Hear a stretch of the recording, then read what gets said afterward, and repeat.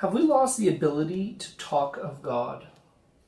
Oh, I think that we never had it. I mean, it's awfully difficult to talk of God because, I mean, to get back to the point I was making earlier, we're all on a journey, and most of us are very early on the journey, and we sense right away that we're drawn to God, but we don't really know what we're talking about. And then but fortunately, we weren't born yesterday. I mean, faith wasn't born yesterday. So we have all these very profound ways of talking about God that have been left for us in history. You know, you can think of, I mean, I come from here, I come from Quebec, so there's Marie de l'Incarnation, there's Saint François, behind them we have Teresa Avila and Juan Yepes and Juan San Juan de la Cruz and so on. So, but there are others. Right? So we all have these bits of language that we can start with and so on. But we never really knew how properly. We're all on the way to talking about God.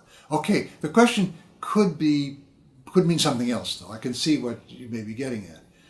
Have we raised barriers for people that stop them meaningfully and usefully talking about God? Yeah, I think so. You see, if you say, well, it's all obvious, I can prove it, and then what God really means for you is here's a code, obey this code. So if that's what is represented as what it is to talk about God, people are, well, first of all, they're turned off. But I mean, quite apart from that, forget being turned off for a minute.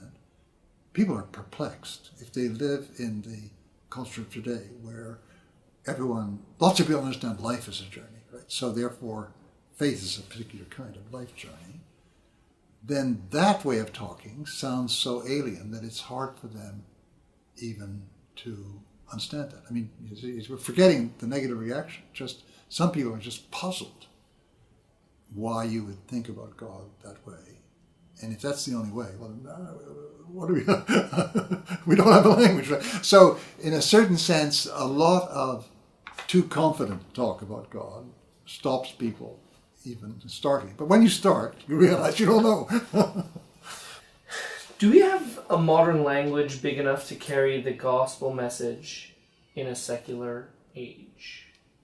Yeah, I mean, I think follow on. We have lots of those languages in a way, but they're, in a sense, languages not just of speech, but also of action. So you have people who step into a certain situation where it's maybe utterly hopeless, and they bring hope, and they bring help, and they bring a sense of how one can move out of that situation. That is what the language of the gospel has always been, and there are these interventions going on all the time. Some of them way below the radar, if you like, of international knowledge. I mean, there are few figures like, Mother Teresa of Calcutta and others who hit the big international news, but vast majority of people that are doing great gospel kind of work of living the gospel are unknown to the international media, but they're all there. These these hints. I think we only start in the faith because we met somebody or read about somebody or heard about somebody who was on one of these paths, and we are a path of thought, maybe a path of action, a path of both, or whatever, and that gets us going.